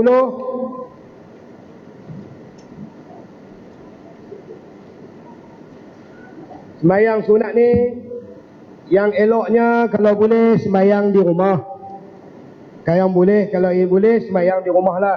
Sebab Nabi sembayang di rumah. Tapi rumah Nabi dengan masjid dekat. Tapi kalau rumah kita dekat dengan masjid, sembayang sunat di rumah. Sebab ikut Nabi. Nabi sembayang di rumah. Lepas sembayang tu baru keluar di masjid. Oh mayang. Tapi kalau rumah kita nu jauh, kita main lah awal. Tak ada masalah. Muka surat 22. Kata Imam Nawawi, perenggan yang kedua. Ni pasal semayang rawatib, semayang sunat ni. Kata Imam Nawawi, hadis ini menunjukkan bahawa solat sunat rawatib serta solat-solat sunat yang lain disunatkan dilakukan di rumah. Tidak ada khilaf dalam kalangan kami. Ini siapa kata? Imam Nawawi kata. Semayang sunat lebih baik di rumah. Jangan saja-saja nak pergi masjid, nak buat semayang sunat di masjid. Boleh, tak sah. Boleh, sah. Tapi lebih baik semayang di rumah. Okey. Tapi oleh kerana kita ni di Malaysia ni, saya tulis sikit di bawah tu muka surat 22, melihat kepada keadaan di Malaysia di mana kebanyakan masjid tempoh di antara azan dan iqamah terlalu singkat, maka kita boleh memilih untuk melakukannya solat sunat tadi di masjid. Yang ni tengah tengok budi bicara pengurusan masjid lah di tempat masing-masing lah. Anggaran 15 hingga 20 minit seperti yang dilakukan di negara-negara Islam. Macam di Mekah berapa di Mekah lama tu. Dia lepas-lepas azan tu lama. Baru dia main berapa minit, lebih kurang 20 minit tu. Subuh pun macam tu juga. Jadi sempatlah orang main semayang. Jadi tengoklah di tempat tuan-tuan ada tak kesesuaian untuk kita panjangkan supaya orang dan main semayang berjamaah. Baik, muka surat 24. Berjalan ke masjid dengan tenang. Jadi Nabi suruh, walaupun Nabi suruh kita pergi masjid, Nabi galakkan pergi masjid, tapi Nabi tak suruh buat cara kalut-kalut. Nabi suruh jalan dengan tenang. Di mana Nabi SAW bersabda, "Idza sami'tumul iqamah famshu ila shalah wa 'alaikum bis sakinah wal waqar wa la tusri'u. Fama adraktum fasallu wa ma fatakum fa'atimmu." Bila kamu dengar iqamah, orang nak sembahyang dah, maka pergilah bersolat dengan melangkah dengan tenang dan bersahaja. Janganlah bergopoh-gopoh. Mana yang sempat kamu teruskan dan mana yang kamu tertinggal maka kamu sempurnakan. Jadi kita masbuk. Jangan kalut. Nak lintas jalan tak ni orang main belah kalut nak pergi dapat jamaah awal. Jangan. Nabi tak bagi kita buat kalut-kalut. Ni yang Dr. Ismail kata tadi, ni yang kata rahmatan lil alamin. Suruh buat, galakkan pi, tapi bukan dengan cara paksa, bukan dengan cara tekan dah, pi pelan-pelan, pi tenang-tenang. Tak ni tergebah tengah jalan ke tak ni. Jangan. Nabi suruh pi tenang. Muka surat 26. Jangan makan makanan berbau. Kalau pergi masjid jaga. Musim durian. Pergi belahak depan tu jahanam. Nak pening kita. Tapi dalam hadis Nabi, dia sebut pasal bawang. Bawang putih tu, kalau kita makan bawang putih mentah tu. Tapi kalau makan tu, orang panggil apa? Kapsul tu. Makan apa buat macam minyak ikan tu, tak apa. Tapi kalau haji ni pepok hak mentah tu makan, lagi ni bau kat orang. Tapi di Arab tak ada durian. Kita lagi bau pada bawang putih tu durian. Belahak tu makan tu jadi gas lagi, belahak tu kacau habis. Maaf. Sebab yang ni ganggu siapa? Bukan ganggu orang saja, tapi ganggu siapa? Ganggu malaikat. Siapa bagi tahu? Nabi bagi tahu. Muka surat 27. Jangan kata tak apa kot, manusia tak apa kot, dak malaikat pun kacau. Fa innal malaikah tata'azza mimma yata'azza minhu al-ins. Kerana malaikat akan terganggu dengan apa yang mengganggu manusia. Maknanya malaikat pun kacau. Bau pelik-pelik. Tak mau, busuk-busuk tak mau. Bila tu buah minyak atam, minyak wangi. Okey, muka surat 28. Doa ketika berjalan ke masjid. Hafal doa ni. Daripada duk hafal lagu Siti Nurhaliza, dia hafal doa ni. Apa dia? Allahumma ja'al fi qalbi nuran wa fi lisani nuran wa ja'al fi sam'i nuran waj'al fi basari nuran, waj'al min khalfi nuran, wa min amami nuran, waj'al min fawqi nuran, wa min tahti nuran, Allahumma a'tini nuran. Pasal apa? Pasal Nabi kata as-salatu nurun, semayang itu cahaya. Maka kita jalan nak pergi masjid, kita jalan nak pergi semayang, Nabi baca doa ni, ya Allah, jadikan hati aku, berikanlah cahaya di hatiku, pendengaranku, penglihatanku, di belakangku, di depanku, di atasku dan di bawahku. Ya Allah, berikanlah aku cahaya. Allah akan bagi cahaya pada kita, cahaya petunjuk, cahaya ketenangan, cahaya jalan benar. Lagi lepas mayang lagi kita nak mesyuarat, kita nak selesai masalah, Allah tolong selesaikan masalah kita. Allah akan bagi ilham, Allah akan bagi idea macam mana nak selesaikan masalah kita. Allah semua. Pasal apa kita tak pergi sujud kat dia? Pasal apa kita tak pergi kunjung rumah dia? Pasal apa? Sebab semua keputusan Allah yang tentu. Nak mesyuarat, kadang-kadang punya pulun mesyuarat. Soalan pertama, siapa suruh mesyuarat? Allah suruh mesyuarat. Wa amruhum syura bainahum, urusan mereka bermesyuarat. Tapi kita duk mesyuarat, orang duk biang azan kiak-kiak, mesyuarat duk teruskan. Orang duk azan panggil supaya semayang, mesyuarat duk jalan juga. Siapa nak selesai perbincangan kita dalam mesyuarat? Allah. Berhenti pergi semayang. Itu sepatutnya berlaku. Tapi yang inilah kita nak bawa perubahan pelan-pelan. Supaya pengurusan yang kita buat ini, pengurusan yang disandarkan kepada pengurus, kepada segala pengurus, iaitu Rabbul Alamin. Barulah masalah manusia akan selesai kalau ikut cara Allah.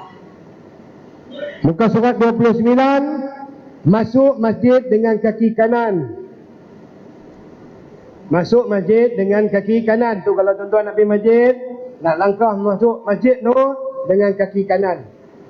Keluar dengan kaki kiri. Keluar kaki kiri. Masuk masjid kaki kanan. Macam mana dia? Tuan-tuan buka muka surat 30. Saya tulis di atas sikit. Bila keluar, letak kaki kiri di atas kasut kiri tanpa menyarungkannya, dan kemudian keluarkan kaki kanan dan sarungkan. Sebab keluar masjid kaki kiri, pakai kasut kaki kanan. Keluar kaki kiri, bijak kasut dulu, kali pakai kasut kaki kanan. Sebab kasut Nabi pakai kaki kanan. Keluar masjid, Nabi keluar kaki kiri. Itu cara dah. Okey. Doa masuk dan keluar masjid. Doa masuk masjid ni sebenarnya banyak. Ambil hak pendek-pendek sudah.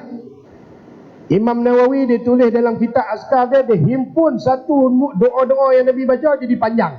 Jadi tuan-tuan nak tengok nak pening. Doa dia hak pendek ni ya. Buka surat 30 juga. Iza dakhala ahadukum al-masjid falyaqul. Jika seseorang dari kamu memasuki masjid, maka hendaklah dia berkata, ya Allah, Allahumma ftahli abwaaba rahmatik. Ya Allah, bukalah pintu untukku, pintu-pintu rahmatmu. Masa masuk masjid, minta Allah buka pintu rahmat dia. Dan bila keluar, wa iza kharaja, maka doa, Allahumma inni as'aluka min fadlik. Pendek ya? Ya Allah, hendak aku memohon limpah kurnia daripadamu. Minta ke Allah macam tu. Allahumma ftahli abwaaba rahmatik, Allahumma inni as'aluka min fadlik. Itu doa paling pendek. Doa paling panjang saya himpun juga ni, tuan-tuan pilihlah kalau tuan-tuan boleh baca. Habis. Buka surat 33. Yang ni tentang solat sunat tahiyatul masjid. Nabi SAW bersabda, "Idza dakhala ahadukum al-masjid fala yajlis hatta yusalli raka'ataini." Yang inilah yang kita duduk masuk masjid, kita kata kita semayang solat tahiyatul masjid. Inilah rupa hadis Nabi. Sebab ini adalah arahan Nabi. Bila seseorang dari kamu masuk ke dalam masjid, maka janganlah dia duduk sehingga dia mendirikan 2 rakaat semayang terlebih dahulu. Inilah Nabi. Dan Nabi tak nama yang ni solat tahiyatul masjid. Siapa yang bagi nama solat tahiyatul masjid? Iaitu para ulama. Nabi kata semayang 2 rakaat saja. Nabi tak kata solat tahiyatul masjid. Tapi dah dimasyhurkan masuk masjid semayang 2 rakaat, dan ulama namakan yang tu semayang sunat tahiyatul masjid. Macam sunat taubat lah. Sunat taubat tu Nabi tak bagi nama pun sunat taubat. Sunat taubat tu berdasarkan hadis Nabi, siapa ambil wudu, kemudian lepas ambil wudu tu dia semayang 2 rakaat, Allah akan ampun dosa dia. Maka ulama berdasarkan ini dia namakan ini sunat taubat. Tapi Nabi tak kata sunat taubat. Yang tu kena jelas, yang tu asal. Macam sunat wudu, kita kata sunat wudu kan, Nabi tak kata pun sunat wudu. Sunat wudu tu Nabi kata siapa ambil wudu dan mayang 2 rakaat, Nabi Allah akan ampun dosa dia. Maka ulama kata yang ni solat sunat wudu. Padahal tak ada pun nama ini diberi nama oleh para ulama. Muka surat 33 nak berah. Tengok menguap lah tu. Mata aku pelan halu sebuah Cina Vietnam lah. Saya jadi kalut ni, takut tuan-tuan lari. Jadi kalut, tak lari tau. Tak lari tak apa, lari saya boleh pelan balik Saya kalut ni, takut tuan-tuan cemui. Takut dakwah orang lari pasal sebab kita. Orang tak main masjid pasal kita, bukan pasal Allah. Yang tu kita takut. Aku taubat tak kelapak di masjid ni, meluat dengan Tok Imam tu. Naik khutbah saja kata kat aku ya. Dia tak pergi masjid pasal meluat kat Tok Imam, bukan pasal meluat kat Allah. Itu kita takut. Sebab tu Tok Imam, tuan-tuan imam kena fikir. Tuan-tuan imam, pegawai masjid, Jatinangkuasa Korea, jangan ingat rumah Allah tu rumah kita. Masjid itu bukan rumah kita, masjid tu rumah Allah. Kita jadi khadam Allah, pelayan Allah. Bayangkan tengok, kita dilantik oleh DO, kenduri rumah dia, kita jadi pelayan DO di rumah dia. Tiba-tiba tetamu DO mai, kita buat lebih kurang ke tetamu DO balik. Pasal nak kena apa dengan DO mana? Lebih kurang macam tu kan tuan-tuan. Jaga rumah Allah supaya tetamu Allah jangan lari pasal kita. Tidak kita bertanggungjawab dengan Allah itu. Jangan duk rasa kita punya, yang Allah punya, kita tetamu. Macam duk istana lah, duk pandai-pandai lebih pada sultan. Jahanam. Kita pelayan istana saja, jaga orang, persilau orang, gitu ya. Jangan kita tu jadi sultan. Jadi masalah lagi. Okey. Muka surat 35 saya buat tambahan, saya tulis di atas tambahan. Yang ni saya dapat dalam buku Azkar Imam Nawawi. Kalau kita pergi masjid, kalau kita ada ke lapangan, kita ada wudu, kita masuk dalam masjid, kita boleh sembahyang tahiyatul masjid. Tapi ada ketika kita pergi masjid, kita nak pergi perbaik aircon masjid, ataupun kita nak pergi perbaik bumbung masjid dengan pakaian kita. Jadi kita tak boleh nak buat solat sunat tahiyatul masjid.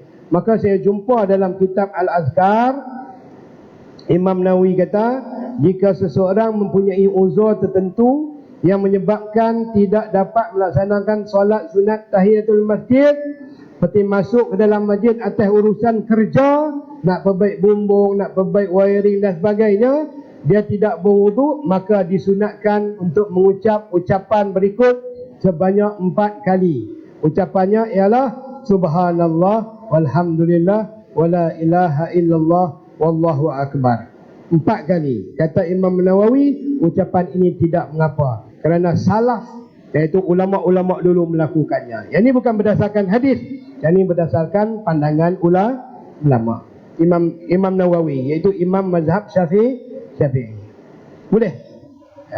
Kita duduk kita baca itu. Subhanallah walhamdulillah wala ilaha illallah wallahu akbar. Kalau kita tak dan, kalau kita ada keuzuran. Baik, lurus dan rapatkan saf. Ini pun jangan buat benda ni remeh. Lurus dan rapatkan saf, jangan pandang benda ni kecil. Nabi sangat ambil berat benda ni.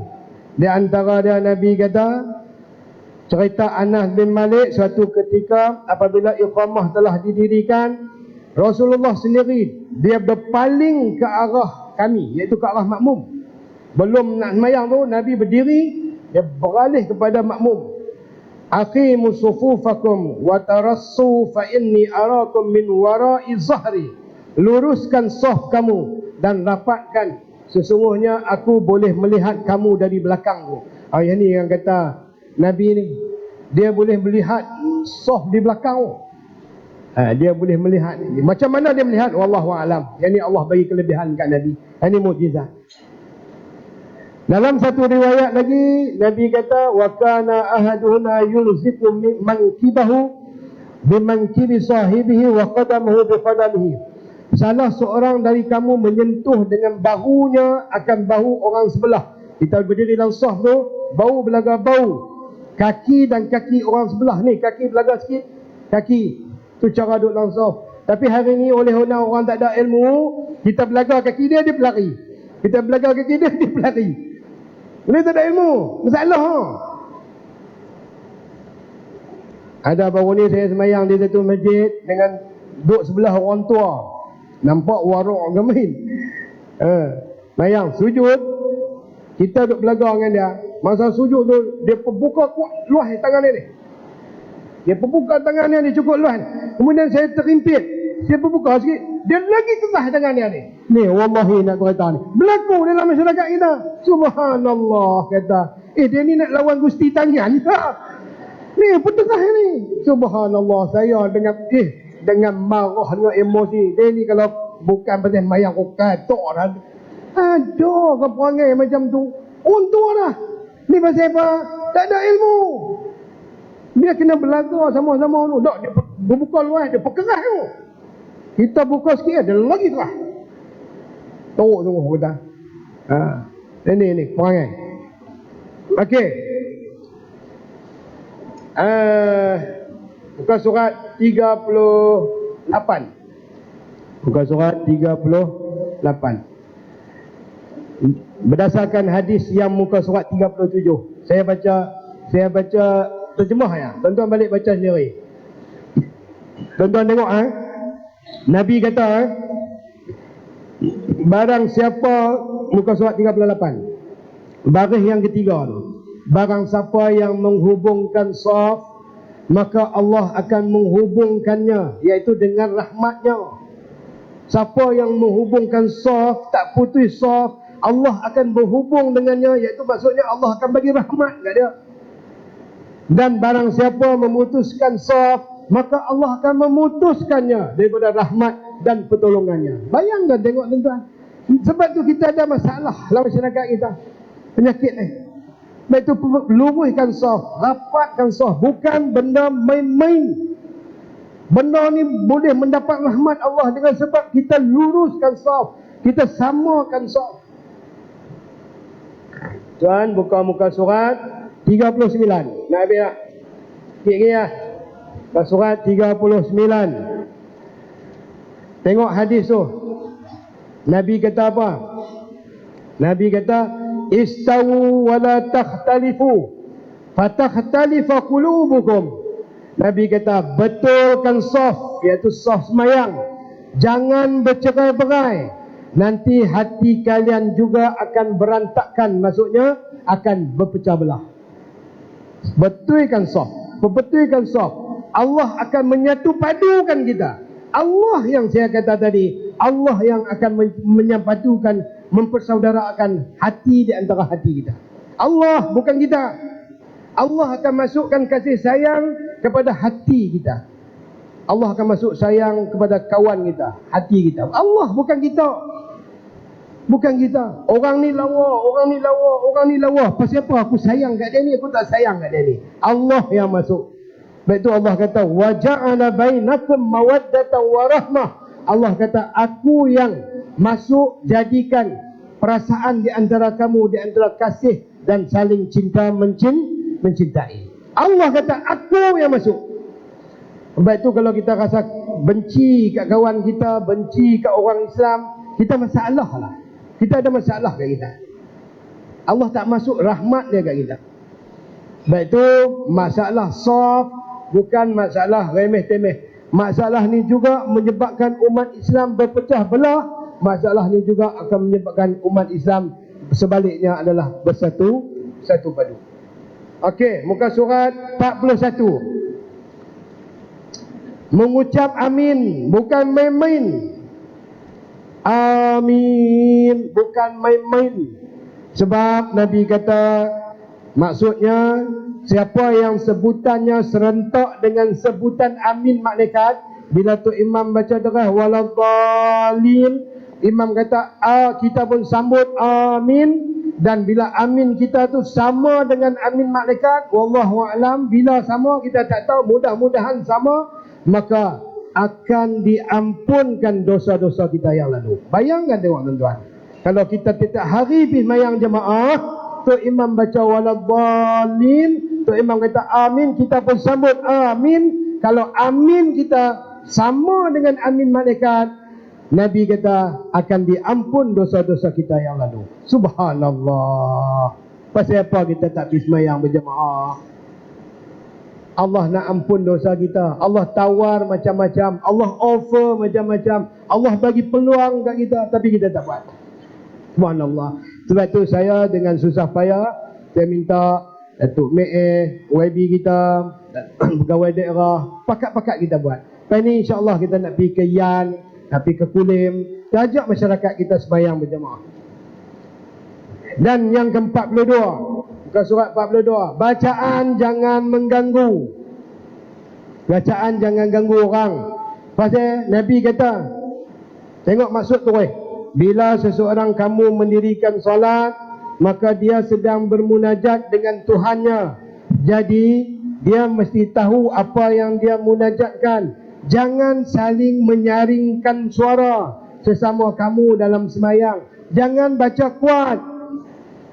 Tadi pagi saya subuh di masjid, orang tua dah tapi tak belajar ilmu, baca kuat, saya banyak geram, ganggu kita.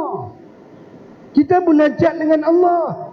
Sebab Allah kata aqimis solat li zikri, dirikan semayang untuk ingat ke aku.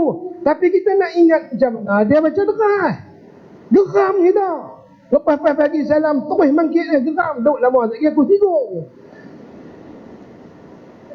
geram. Dan ada deras macam-macam pasien. Kalau dia baca deras serentak, tak apa lagi. Bismillahirrahmanirrahim. Alhamdulillahirabbil alamin arrahmanirrahim maliki yaumiddin. Sama tak apa. Tahu tak? Hak jenis tenggelam timbul tu.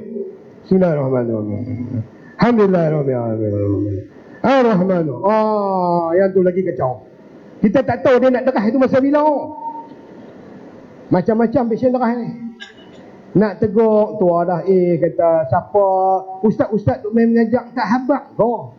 Saya tengok senarai kuliah ilmu tu penuh, tapi ustaz-ustaz duk main bersyarahat lain. Rukun yang kedua dia ambil berat. Sedangkan semayang ini Nabi ambil di mana? Semayang Nabi ambil di mana? Syariat semayang Nabi ambil di langit. Pasal apa tak ambil berat benda ni? Duk kalut hal lain, duk cerita gejala sosial, duk cerita budak anak dara tu tak pakai baju tak cukup, nampak pusat, pakai subang. Hang duk cerita apa benda tu?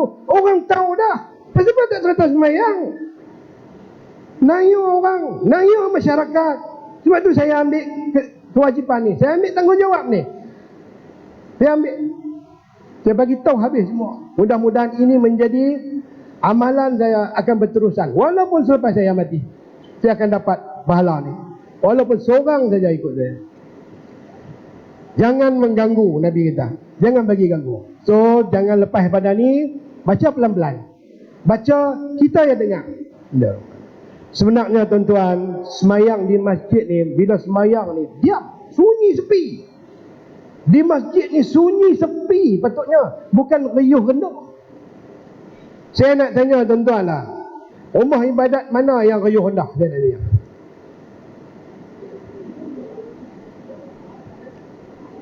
Rumah ibadah mana yang riuh rendah? Makluman, Tuan Syekh boleh sambung sampai asar. Dapat mesej Tuan Syekh boleh sambung sampai asar. Tuan-tuan tunggulah.